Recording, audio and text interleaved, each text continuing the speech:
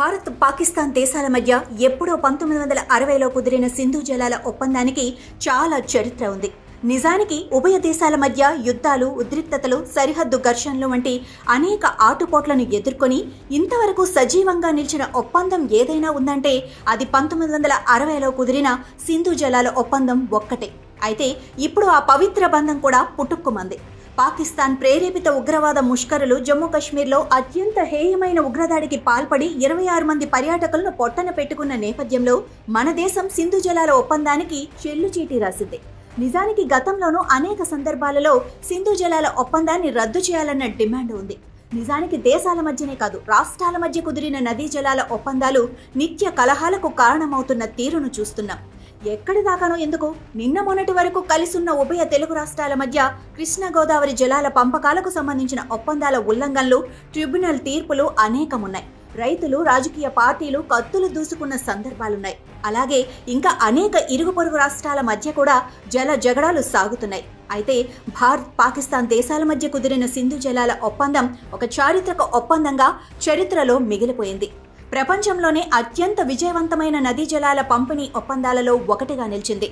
చరిత్రలోకి వెళితే 1960లో ప్రపంచ బ్యాంక్ మధ్యవర్తిత్వంతో భారత్, పాక్ ఈ ఒప్పందంపై సంతకాలు చేశాయి. ఈ ఒప్పందం ప్రకారం 6 నదుల నీటిని ఇరు దేశాలు పంచుకున్నాయి. దీని కింద సింధు, జీలం, చీనాబ్ నదుల నీరు పాకిస్తాన్కు దక్కింది. ఇవి కాకుండా బియాన్, సట్లెజ్ జలాలు కూడా వెళుతూ ఉంటాయి. ఇక మన దేశ భూభాగంలో ప్రవహించే నదీ జలాలను, ప్రవహించే నీటిని మనం వాడుకోవచ్చును. కానీ జల విద్యుత్ ఉత్పత్తికి మాత్రమే వాడుకొని మళ్ళీ పాక్ వదిలేయాలే కానీ ఆ నీటిని సాగు, తాగు ప్రయోజనాలకు వాడుకోరాదు. నిజానికి ఎగువన ఉన్న దేశంగా మనం ప్రాజెక్టులు కట్టుకొని నీటిని నిల్వ చేసుకున్నా, మళ్లించి మన అవసరాలకు వాడుకున్నా పాకిస్తాన్ గొంతు తడవదు, పంట పొలాలు నీరు అందదు. పాకిస్తాన్ నీటి అవసరాలకు 80% వరకు ఈ ఒప్పందం పరిధిలో అందుతున్న నీరే ఆధారం. ఒక్క ముక్కలో చెప్పుకోవాలంటే సింధు జలాల ఒప్పందమే పాకిస్తాన్ను బతికిస్తుంది. అదే ఆ దేశానికి జీవనాధారం. పాకిస్తాన్ నీటి సరఫరా అత్యధికంగా ఈ నదులపైనే ఆధారపడింది. 23.7 కోట్ల మంది ప్రజల తాగునీటి అవసరాలకు ఈ జలాలను వాడతారు. కరాచీ, లాహోర్, ముల్తాన్ నగరాలు నేరుగా ఈ నదుల నీటినే ప్రజలకు అందిస్తున్నాయి. పాక్ వ్యవసాయానికి వాడే నీటిలో 80% ఈ ఒప్పందం కింద లభించేది. 16 లక్షల హెక్టార్లు సాగవుతూ ఉంటాయి. ఆ దేశ జీడీపీలో 23% వ్యవసాయం నుంచే లభిస్తోంది. ఇక గ్రామీణ ప్రాంతాల్లో 68% ప్రజలు దీనిపైనే ఆధారపడ్డారు. సింధు బేసిన్ నుంచి పాక్ 154.3 మిలియన్ ఎకరాల అడుగుల నీటిని ఏటా సరఫరా చేస్తోంది. ఆ దేశ ఆహార భద్రతకు ఇది చాలా కీలకం. పాకిస్తాన్ ఇప్పటికీ తీవ్రమైన నీటి కరువులో ఉంది. ఆ దేశ ఇరిగేషన్ మేనేజ్మెంట్ అధ్వాన్న స్థితికి చేరింది. భూగర్భ జలాలు పడిపోతున్నాయి. పాకిస్తాన్ విద్యుత్కు కీలకమైన మంగళ డ్యాంను జీలం నదిపై నిర్మించారు. ఏటా ఆ దేశ విద్యుత్ ఉత్పత్తిలో 8% ఇక్కడి నుంచే జరుగుతుంది. ఇక సింధు నదిపై నిర్మించిన టర్బిలా డ్యాం పాక్ వినియోగంలో 16%కి సమానమైన విద్యుత్ను ఉత్పత్తి చేస్తుంది. తాజాగా సింధు జలాల ఒప్పందంతో పాక్ 24% జల విద్యుత్పై ప్రతికూల ప్రభావం పడుతుంది.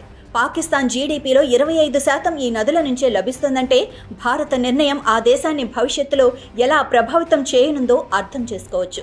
అయితే మన దేశం ఒప్పందం నిలిపివేసినా పాకిస్తాన్పై తక్షణ ప్రభావం పెద్దగా ఉండదని గతంలో సింధు జలాల కమిషన్గా పనిచేసిన ప్రదీప్ కుమార్ సక్సేనా వంటి నిపుణులు అంటున్నారు. అవును, మన దేశం తీసుకున్న కఠిన నిర్ణయం ప్రభావం పాక్పై తక్షణమే పడకపోవచ్చు. నీటి ప్రవాహాన్ని వెంటనే ఆపటం సాంకేతికంగా సాధ్యం కాదు. సింధు జలాలను నిల్వ చేయడానికి, మళ్లించడానికి తగిన వసతులు లేవు. అయితే డ్యాముల నిర్మాణానికి ఇంతవరకు ఉన్న అవరోధాలు ఈ నిర్ణయంతో తొలగిపోతాయి. కానీ తక్షణం నిర్మాణాలు చేపట్టినా అవి పూర్తయ్యేసరికి ఎంత కాలం పడుతుందో చెప్పలేమని నిపుణులు అంటున్నారు. అలాగే ప్రస్తుత ఉద్రిక్తతలు కొంత సద్దుమణిగిన తర్వాత ప్రపంచ బ్యాంక్ లేదా ఏ అమెరికానో పట్టుకొని ఒప్పందాన్ని పునరుద్ధరించుకోవచ్చన్న ఆలోచనతో పాక్ నేతలు ఉన్నారని అంటున్నారు. మరోవంక భారత ప్రభుత్వం దీన్నొక అవకాశంగా తీసుకొని పాకిస్తాన్ ఉగ్ర చర్యలకు జలాస్త్రంతో సమాధానం చెప్పాలని కృత నిశ్చయంతో ఉందని అంటున్నారు.